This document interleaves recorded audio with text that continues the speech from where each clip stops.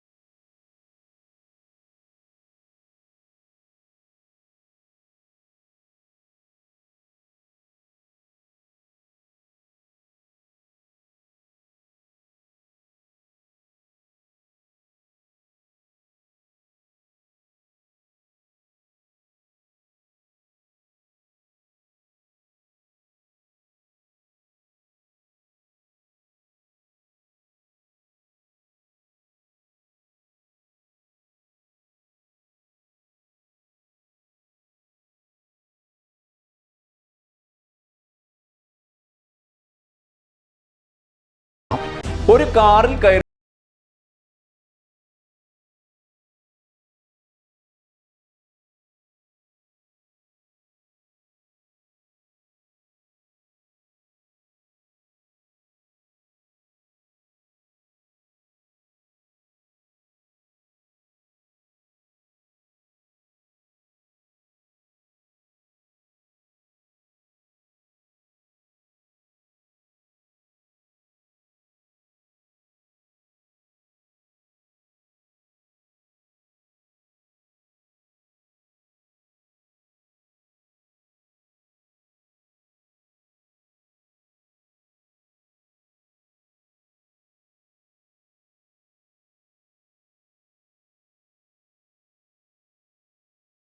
രാഷ്ട്രീയ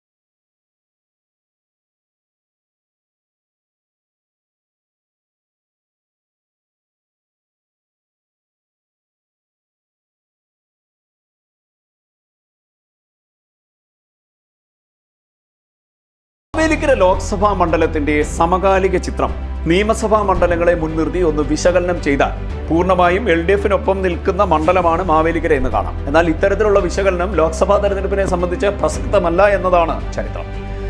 ചെങ്ങന്നൂരിൽ സജി ചെറിയാൻ, മാവേലിക്കര നിയമസഭാ മണ്ഡലത്തിൽ MS അരുൺകുമാർ, കൊട്ടാരക്കര നിയമസഭാ മണ്ഡലത്തിൽ KN ബാലഗോപാൽ എന്നിങ്ങനെ 3 MLA-മാർ CPM-ന് മാവേലിക്കര ലോക്സഭാ മണ്ഡലത്തിലുള്ളപ്പോൾ ബാക്കിയുള്ള 4ഇടത്തുമുള്ളത് LDF-ലെ ഘടക കക്ഷികളുടെ MLA-മാരാണ്. ഇതിൽ 2 MLA-മാരുടെ പാർട്ടി 2019-ൽ UDF-ലായിരുന്നു എന്നതും ശ്രദ്ധേയം. ചങ്ങനാശ്ശേരി MLA ജോബ് മൈക്കിളിന്റെ പാർട്ടിയായ കേരള കോൺഗ്രസ് മാണി ഗ്രൂപ്പും പത്തനാപുരം MLA-യുടെ പാർട്ടിയായ കേരള കോൺഗ്രസ് ബിയുമാണ് കൂടാരം വിട്ട് പിന്നീട് LDF-നൊപ്പം പോയത്. കുട്ടനാട് MLA തോമസ് കെ തോമസിന്റെ NCP മുൻപേ തന്നെ LDF-ലുണ്ട്. കുന്നത്തൂർ MLA കോവൂർ കുഞ്ഞുമോന്റെ RSP ലെനിനിസ്റ്റ് ആകട്ടെ LDF-ന്റെ ഭാഗമായി നിൽക്കുകയും ചെയ്തു.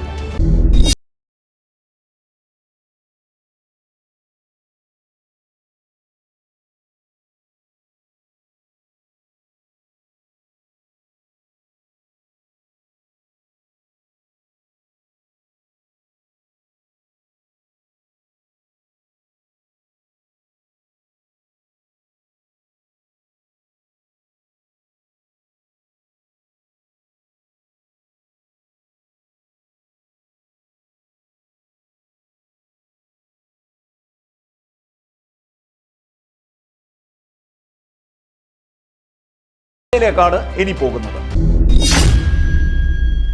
ലോക്സഭയിൽ പകരം വെക്കാനില്ലാത്ത പരിചയസമ്പന്നതയുണ്ട് UDF രംഗത്തിറക്കിയിരിക്കുന്ന കൊടിക്കുന്നിൽ സുരേഷ് എന്ന സ്ഥാനാർത്ഥിക്ക്. സിറ്റിംഗ് MP ആണ് കൊടിക്കുന്നിൽ സുരേഷ്. ലോക്സഭയിലെ പാർട്ട് ടൈം സ്പീക്കർ പാനലിലുണ്ടായിരുന്ന മുൻ കേന്ദ്ര തൊഴിൽ വകുപ്പ് സഹമന്ത്രി കൂടിയാണ് കൊടിക്കുന്നിൽ സുരേഷ്. 7 തവണയാണ് കൊടിക്കുന്നിൽ സുരേഷ് ലോക്സഭ അംഗമായിട്ടുള്ളത്.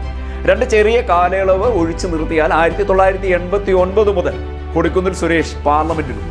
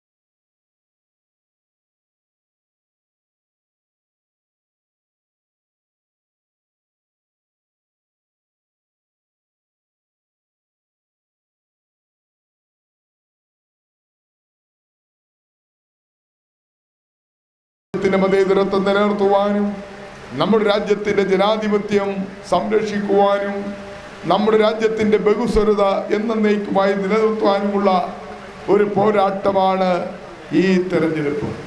അതുകൊണ്ട് തന്നെ നമ്മുടെ രാജ്യത്തിൻ്റെ ഈ തെരഞ്ഞെടുപ്പ് പോരാട്ടത്തിൽ ഒരു മതേതര ഗവൺമെന്റ് ഈ രാജ്യത്ത് തിരിച്ചു കൊണ്ടുവരാൻ ഇന്ത്യൻ നാഷണൽ കോൺഗ്രസ് നേതൃത്വത്തിലുള്ള ഇന്ത്യ സഖ്യം മത്സരിക്കുമ്പോൾ കഴിഞ്ഞ 10-15 വർഷക്കാലമായി നിങ്ങളുടെ പാർലമെന്റ് അംഗം എന്ന നിലയിൽ ഈ നാടിനോടൊപ്പം ഉണ്ടായിരുന്നു.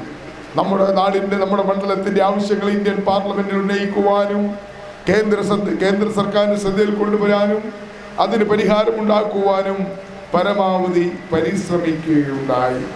ഈ നാട്ടിലെ പാവപ്പെട്ടവർ, സാധാരണക്കാർ, പട്ടിണി പാവങ്ങൾ, അവശത അനുഭവിക്കുന്നവർ, അവർക്കെന്നും താങ്ങും തണലുമായി ഞാൻ പ്രവർത്തിച്ചു. പാവപ്പെട്ട രോഗികൾ, മറ്റവശത അനുഭവിക്കുന്നവർ, അവർക്ക് പലതരത്തിലുള്ള സഹായങ്ങൾ എത്തിച്ചു കൊടുക്കുവാൻ എൻ്റെ കഴിവിൻ്റെ പരമാവധി പരിശ്രമിച്ചു. ഞാനിതാ വീണ്ടും മത്സരിക്കുന്നു. നിങ്ങളുടെ അംഗീകാരത്തിനായി വീണ്ടും കടന്നു വരികയാണ്. സമാനതകളില്ലാത്ത വികസന പ്രവർത്തനങ്ങളാണ് കഴിഞ്ഞ 15 വർഷക്കാലമായി മാവേലിക്കര പാർലമെന്റ് മണ്ഡലത്തിലുണ്ടായിട്ടുള്ളത്. ഇന്ത്യൻ റെയിൽവേ, നമ്മുടെ എക്കാലത്ത് നമ്മളെ അവഗണിക്കപ്പെട്ട ഇന്ത്യൻ റെയിൽവേ, ആ റെയിൽവേ മന്ത്രാലയത്തിൽ നിരന്തരമായി സമ്മർദ്ദം ചെലുത്തി, സമ്പർക്കം പുലർത്തി നമ്മുടെ റെയിൽവേ സ്റ്റേഷനുകൾ നവീകരിച്ചു. നമ്മുടെ റെയിൽവേ സ്റ്റേഷൻ യാത്രക്കാരുടെ സൗകര്യങ്ങൾ വർദ്ധിപ്പിച്ചു. നിരവധി ട്രെയിനുകൾ, എറണാകുളത്തുനിന്ന് വേളാങ്കണ്ണിയിലേക്കുള്ള ട്രെയിൻ, അതോടൊപ്പം തന്നെ കൊല്ലത്തുനിന്ന് തിരുപ്പതിയിലേക്കുള്ള ട്രെയിൻ, കൊല്ലത്തുനിന്ന് വിശാഖപട്ടണത്തേക്കുള്ള ട്രെയിൻ, പുല്ലൂരിൽ നിന്ന് പാലക്കാട്ടേക്കുള്ള പാലരുവി എക്സ്പ്രസ്, പുല്ലൂരിൽ നിന്ന് ഗുരുവായൂരിലേക്കുള്ള ട്രെയിൻ, അതോടൊപ്പം തന്നെ മെമു സർവീസ് പാസഞ്ചർ ട്രെയിനുകൾ, അങ്ങനെ ഡസൻ കണക്കിന് ട്രെയിനുകളാണ് നിങ്ങളുടെ MP എന്ന നിലയിൽ ഞാൻ മുൻകൈയെടുത്ത് നമ്മുടെ ഈ റൂട്ടിലൂടെ ഓടിക്കാൻ കഴിഞ്ഞത്. അതുപോലെ തന്നെ ഇവിടെ നിർത്താതെ പോയ പല ട്രെയിനുകൾക്ക് സ്റ്റോപ്പുകൾ അനുവദിച്ചു. നമ്മുടെ Sasthamcotta railway station, Munroethuruthu, Sasthamcotta, Mavelikkara, Cheriyanad, Chengannur, Changanassery railway സ്റ്റേഷനുകളിൽ മിക്കവാറും എല്ലാ ട്രെയിനുകളും നിർത്തുന്നുണ്ട്. അങ്ങനെ റെയിൽവേ യാത്രാ രംഗത്ത് മികച്ച പ്രവർത്തനം കാഴ്ചവെച്ചുകൊണ്ട് ഇന്നലകളിൽ അവഗണിക്കപ്പെട്ട റെയിൽവേ യാത്രക്കാർക്ക് എല്ലാ മികച്ച യാത്രാ സൗകര്യം ഏർപ്പെടുത്താൻ കഴിയും. ദേശീയപാത വികസനത്തിൽ മാവേലിക്കരയിൽ കൂടി കൊല്ലം തേനി പാത കടന്നു പോകുന്നു. അതോടൊപ്പം തന്നെ Noornad Indo Tibetan border police ITBP-യുടെ ഒരു പുതിയ ബറ്റാലിയൻ കൊണ്ടുവന്നു. 6 റെയിൽവേ മേൽപ്പാലങ്ങൾക്ക് അനുമതി ലഭിച്ചു. കൊല്ലം ജില്ലയിലെ മൈനാഗപ്പള്ളി, ആലപ്പുഴ ജില്ലയിലെ കല്ലുമല, കോട്ടയം ജില്ലയിലെ ചങ്ങനാശ്ശേരി, നാലുകോടി, തകഴി, തൃപ്പക്കുളം, ഇങ്ങനെ അതുപോലെ കൊല്ലം ചെങ്കോട്ട ബ്രോഡ് ഗേജിൽ ആവണീശ്വരം, ഇത്രയും മേൽപ്പാലങ്ങൾക്ക് അനുമതി നേടിയെടുത്തു. അതോടൊപ്പം തന്നെ തലയണക്കാവ്, ശാസ്താംകോട്ടയ്ക്കടുത്ത് തലയണക്കാവിൽ അടിപ്പാത നിർമ്മിച്ചു. തകഴി കുന്നുമയിലും 2 അടിപ്പാതകളാണ് നിർമ്മിച്ച് യാത്രക്കാരുടെ ബുദ്ധിമുട്ട് പരിഹരിച്ചത്. ഇങ്ങനെ നോക്കുമ്പോൾ റെയിൽവേ യാത്രാ രംഗത്ത് ഇനിയും പറയാൻ ഒരുപാട് കാര്യങ്ങളുണ്ട്. പക്ഷേ ഞാൻ കിടക്കുന്നില്ല. കുറത്തികാട് വർഷങ്ങളായി നിർമ്മിച്ചിരിക്കുന്ന ആ വാട്ടർ ടാങ്കിൽ വെള്ളം എത്തിക്കുവാനുള്ള റെയിൽവേയുടെ തടസ്സം നീക്കി. അതിൻ്റെ അടിസ്ഥാനത്തിൽ തെക്കേക്കര, ഭരണിക്കാവ്, അതോടൊപ്പം തന്നെ വള്ളികുന്നം, കൃഷ്ണപുരം 4 പഞ്ചായത്തുകളിൽ കുടിവെള്ളം എത്തിക്കുന്നതിനുള്ള തടസ്സങ്ങൾ നീക്കി കൊടുക്കാൻ, റെയിൽവേയുടെ ഭാഗത്തുള്ള തടസ്സങ്ങൾ നീക്കി കൊടുക്കാൻ കഴിയും.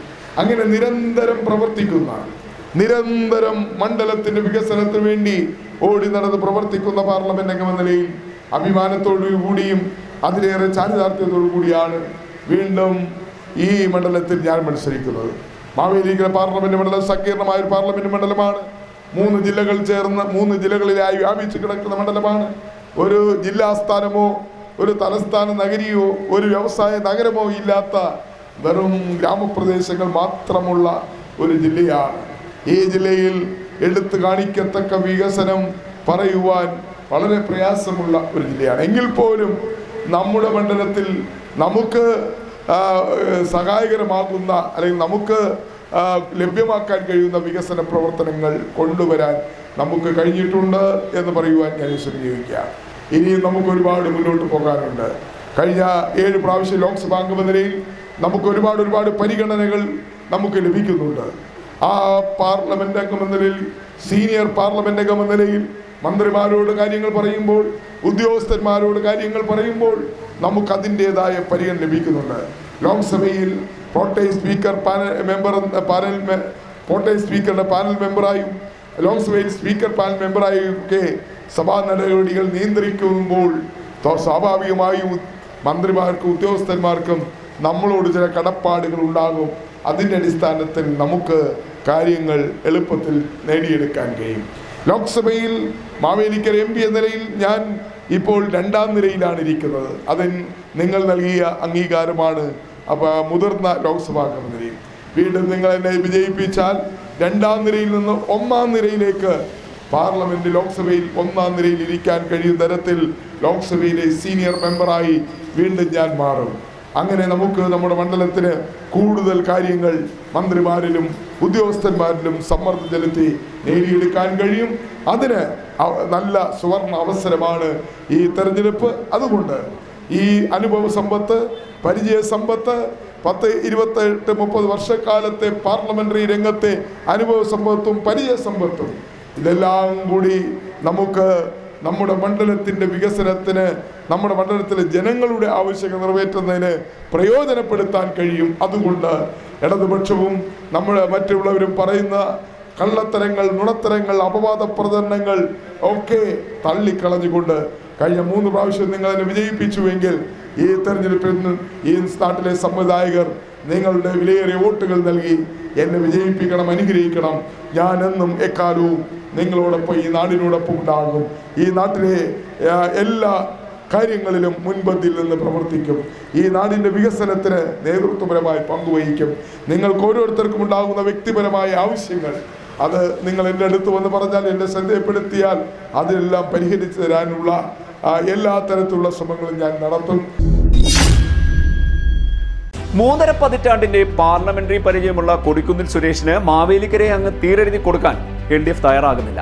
ആ കൊടി ഊരിമാറ്റി ചുവന്ന കൊടി നാട്ടാൻ LDF തേടിയത് കൊടിക്കുന്നിൽ സുരേഷിനെ പോലെ തന്നെ തഴക്കവും പഴക്കവും വന്നയാളെയല്ല, വീറും വാശിയുമുള്ള, തളർത്താനാവാത്ത ഊർജമുള്ള ഒരു യുവ പോരാളിയെയാണ് അഡ്വക്കേറ്റ് CA അരുൺകുമാറിനെ. AISFന്റെയും AIYFന്റെയും അമരക്കാരൻ എന്ന നിലകളിലൂടെ വളർന്ന് CPIയുടെ നേതൃനിരയിൽ വരെ എത്തിയ അരുൺകുമാർ കലാകാരനും ഗ്രന്ഥശാല പ്രവർത്തകനുമാണ്.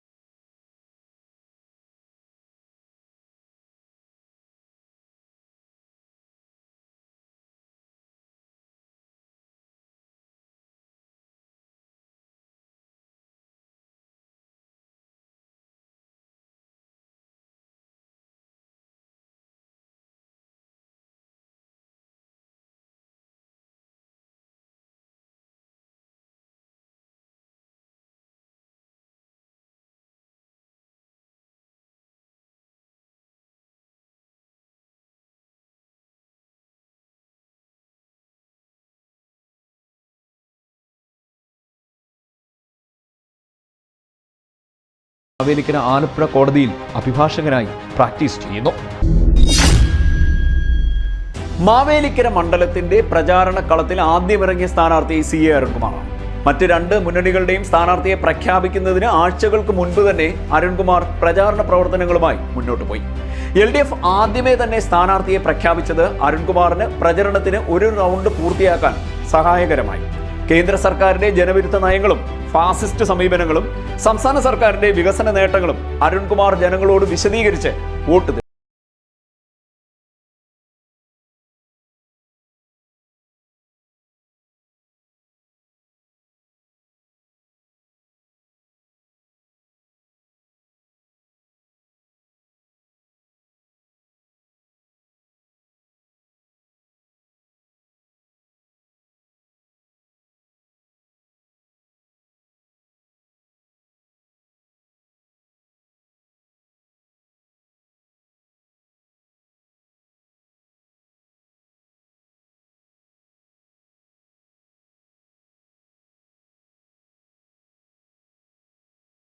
മാവേലിക്കര പാർലമെൻറ്റ് മണ്ഡലത്തിൻ്റെ സമഗ്രമായ വികസനത്തിന്, ഈ നാടിൻ്റെ മുന്നോട്ട് പോക്കിന്, ഈ നാടിനോടൊപ്പം, ഈ നാടിൻ്റെ ജനതയ്ക്കൊപ്പം എല്ലാ കാലത്തും CA അരുൺകുമാർ എന്ന ഞാൻ കൂടെ ഉണ്ടാകുമെന്ന് നിങ്ങളെയെല്ലാം സാക്ഷി നിർത്തി പറയാൻ ആഗ്രഹിക്കുന്നു.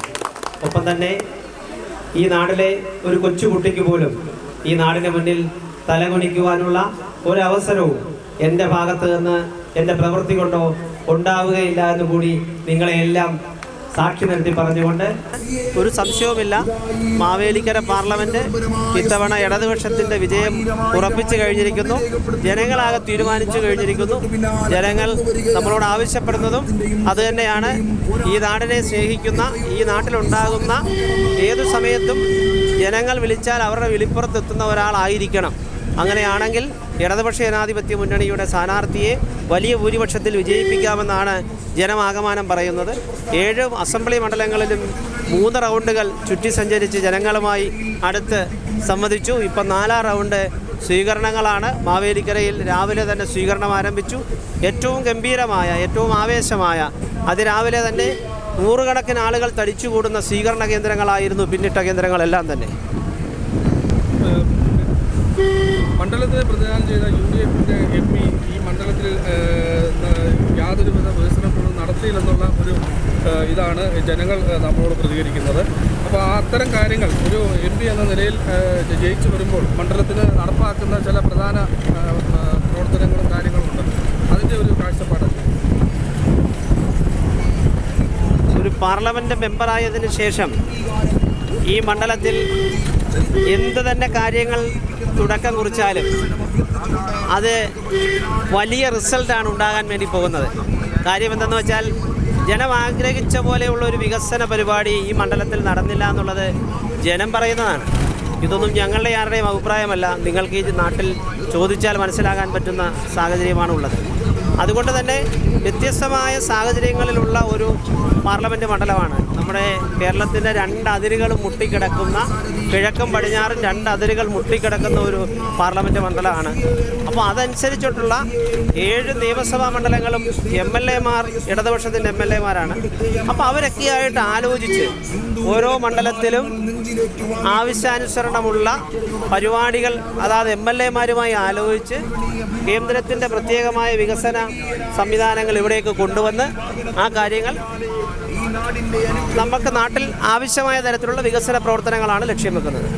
ഇപ്പോൾ റെയിൽവേ വികസനവുമായി ബന്ധപ്പെട്ട് മാവേലിക്കര ഒരു അവഗണനയുടെ പാതയിലായിരുന്നു.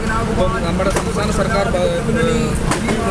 ബജറ്റിൽ പണമിരുത്തി മാവേലിക്കരയുടെ MLA MS അരുൺകുമാർ മുൻകൈ എടുത്തുകൊണ്ട്, മുൻ MLA രാജേഷും മുൻകൈ എടുത്തുകൊണ്ട് നടത്തിയ ചില വികസന പ്രവർത്തനം, ഇപ്പോൾ മേൽപ്പാലം അടക്കമുള്ള കാര്യങ്ങളിൽ ഏറെ മുന്നോട്ട് പോയിരിക്കുകയാണ്. ഇതെല്ലാം നമ്മുടെ ഈ തെരഞ്ഞെടുപ്പിൽ നമ്മളെ സഹായകരമാകുന്ന നിലപാടല്ലേ? 100%. നമ്മളതിനകത്ത് ഇവിടെ ചില ആളുകളൊക്കെ പറയുന്നത് ഈ പാർലമെൻറ്റ് മണ്ഡലത്തിനകത്ത് ചെങ്ങന്നൂർ റെയിൽവേ സ്റ്റേഷനാണ് വലിയ വികസനം നടന്നതെന്നാണ് പറയുന്നത്. അത് തെറ്റായ കാര്യമാണ്. ചെങ്ങന്നൂർ റെയിൽവേ സ്റ്റേഷനിൽ വികസനം നടന്നത് നമ്മുടെ ശബരിമല എന്ന് പറയുന്ന വലിയൊരു തീർത്ഥാടന കേന്ദ്രത്തിൻ്റെ ഇടത്താവളമായി, അതിൻ്റെ ഒരു സെൻറ്ററായി പ്രവർത്തിക്കുന്ന, വടക്കേ ഇന്ത്യയിലടക്കമുള്ള ആളുകൾക്ക് വന്നു പോകാൻ പറ്റുന്ന ഒരു ഷെൽട്ടറായി പ്രവർത്തിക്കുന്ന സ്ഥലമാണ്. അതിൻ്റെ ഡെവലപ്മെൻറ്റ്സാണ് അവിടെ നടന്നതൊക്കെ. അതുമാത്രമാണോ ഒരു MP വിചാരിച്ചാൽ അതൊന്നുമല്ല ആ റെയിൽവേ സ്റ്റേഷനിൽ ചെയ്യാൻ കഴിയുന്നത്. അതിനുശേഷം ഇങ്ങോട്ട് Mavelikkara railway station, Sasthamcotta railway station, ഇങ്ങനെ തുടങ്ങി ഈ മണ്ഡലത്തിനകത്ത് എത്രയോ റെയിൽവേ സ്റ്റേഷനുകളാണുള്ളത്. അവിടെയൊക്കെ ചെറിയ തരത്തിലെങ്കിലും ഇടപെട്ടാൽ ഉണ്ടാകാൻ കഴിയുന്ന വലിയ വികസന പ്രക്രിയകളുണ്ടായിരുന്നു. പ്രത്യേകിച്ച് റെയിൽവേയുടെ പ്രത്യേകമായിട്ടുള്ള ബഡ്ജറ്റ് പാക്കേജിനകത്തൊക്കെ ഒരുപാട് ആവശ്യങ്ങൾ നമുക്ക് ഉന്നയിച്ച് അതൊക്കെ സാധ്യമാക്കി എടുക്കാൻ വേണ്ടി കഴിയുമായിരുന്നു. അതൊക്കെ നമ്മളൊരു വികസനത്തിൻ്റെ മുന്നോട്ടുള്ള പോക്കിൽ നമ്മൾ ലക്ഷ്യം വെച്ചിരിക്കുന്ന കാര്യങ്ങളാണ്. കുട്ടനാട് കാർഷിക മേഖലയാണ്. 2ാം കുട്ടനാട് പാക്കേജ് അടിയന്തരമായി നടപ്പാക്കുന്നതിന് എന്തെല്ലാമാണ് എന്നുള്ളതിനെ സംബന്ധിച്ച് ആലോചിക്കപ്പെടണം. പിന്നീട് MS സ്വാമിനാഥൻ സമഗ്രമായൊരു റിപ്പോർട്ട് ഉണ്ട്. അത് അടിയന്തരമായി പുറത്തേക്ക് കൊണ്ടുവരണം. ഈ കാര്യങ്ങളെല്ലാമാണ് പ്രധാനമായും നമുക്ക് ചെയ്യേണ്ടത്. 2 ശക്തരായ മുന്നണികൾക്കിടയിൽ നിൽക്കുന്ന മത്സരമല്ല NDA സംബന്ധിച്ചിടത്തോളം മാവേലിക്കര മണ്ഡലത്തിലേത്. അതുകൊണ്ട് തന്നെ ശക്തമായ സാന്നിധ്യം അറിയിച്ചിരിക്കുകയാണ് NDA. മാവേലിക്കര മണ്ഡലത്തിൽ സുപരിചിതനായ ബൈജു കലാശാലയെയാണ് അവർ അങ്കത്തട്ടിലേക്ക് ഇറക്കിയിരിക്കുന്നത്. മുൻ കോൺഗ്രസ് നേതാവ് കൂടിയാണ് ബൈജു കലാശാല. UDF-നും LDF-നും ബദൽ എന്ന തരത്തിലുള്ള NDAയുടെ ദൂരക്കാഴ്ചയ്ക്ക് ചെറുതല്ലാത്ത വെളിച്ചം പകരാൻ ബൈജുവിന് ഇതിനോടകം കഴിഞ്ഞിട്ടുണ്ട്.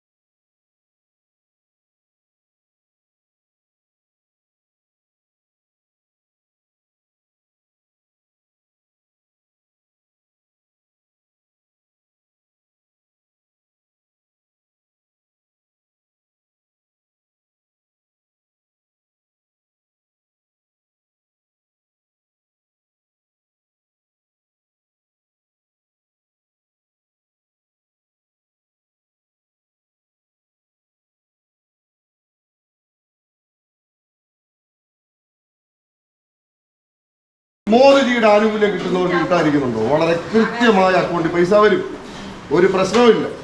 അപ്പോൾ അതുകൊണ്ട് ആ നന്മയും വികസനവും നമ്മുടെ നാട്ടിൽ കൊണ്ടുവരണം. നമ്മുടെ കാര്യം മാത്രം, നമ്മുടെ കുഞ്ഞുങ്ങളുണ്ട്, അവരുടെ മക്കളുണ്ട്, അവരുടെ ഭാവി സുരക്ഷിതമാകണം. രാജ്യത്ത് വ്യവസായങ്ങൾ വരണം, കൂടുതൽ വിദ്യാഭ്യാസ സ്ഥാപനങ്ങൾ വരണം, ആരോഗ്യ രംഗത്ത് നേട്ടം ഉണ്ടാക്കണം. ഇതിനെല്ലാം മോദിജിക്കേ പറ്റൂ. എനിക്ക് നിങ്ങളോട് പറയാനുള്ളത്, നമ്മളെല്ലാം സാധാരണക്കാരാണ്. എനിക്ക് ഈ നാട്ടിലെ സാധാരണക്കാരായിട്ടുള്ള ആളുകളുടെ എല്ലാ വേദനയും സങ്കടമൊക്കെ മനസ്സിലാക്കാൻ പറ്റും. കാര്യം എൻ്റെ അമ്മ ഒരു കശുവണ്ടി തൊഴിലാളിയാണ്. ഈ അൽഫോൺസ കമ്പനിയായിരുന്നു താമരക്കുളത്ത് ഉണ്ടായിരുന്നു, എരപ്പംപാറ. അതിപ്പോൾ ഇല്ല, ഇപ്പോൾ തൊഴിലുറപ്പിന് പോവാം. എന്ന് പറഞ്ഞാൽ ഒരു കശുവണ്ടി തൊഴിലാളിയുടെ മകനായ എനിക്ക് നിങ്ങളുടെ എല്ലാ ബുദ്ധിമുട്ടും പ്രയാസവും ഒക്കെ നന്നായിട്ടറിയാം. അതുകൊണ്ട് ഞാൻ നിങ്ങളുടെ സങ്കടങ്ങളിലും നിങ്ങളുടെ ദുഃഖത്തിലും എല്ലാം ഞാൻ നിങ്ങളോടൊപ്പം കാണും എന്ന കാര്യത്തിൽ ഒരു സംശയമില്ല.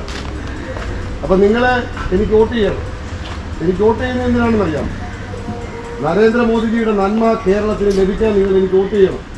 ഞാൻ മത്സരിക്കുമ്പോൾ എനിക്കൊരു ലക്ഷ്യമുണ്ട്.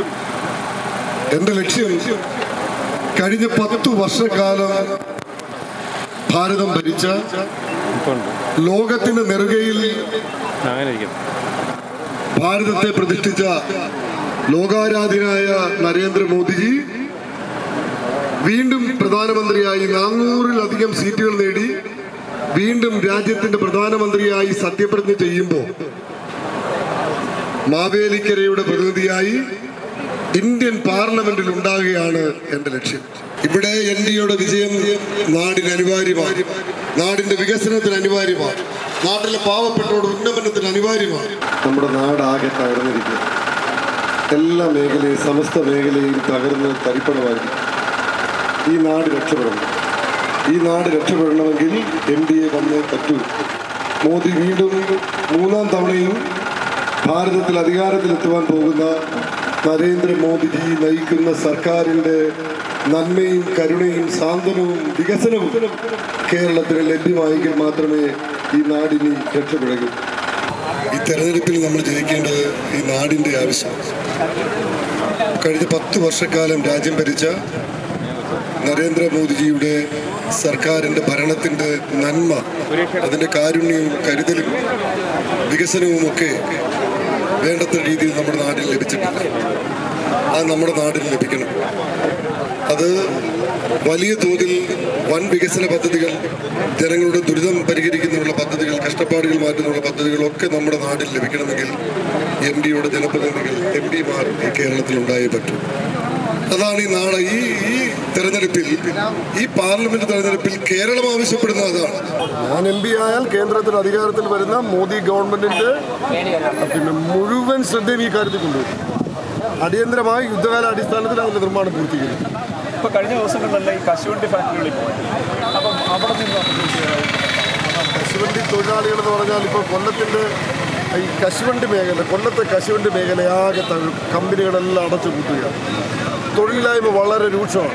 ആ കശുവണ്ടി മേഖലയെ, ആ തൊഴിലാളികളുടെ തൊഴിൽ സംരക്ഷിച്ച് ആ മേഖലയെ സംരക്ഷിക്കാൻ എന്തൊക്കെ ചെയ്യാൻ കഴിയുമെന്നുള്ളതിനെ സംബന്ധിച്ച് വളരെ ഗൗരവതരമായി പഠിച്ച് ഒരു പദ്ധതി ആസൂത്രണം ചെയ്യേണ്ടതായിട്ടുണ്ട്.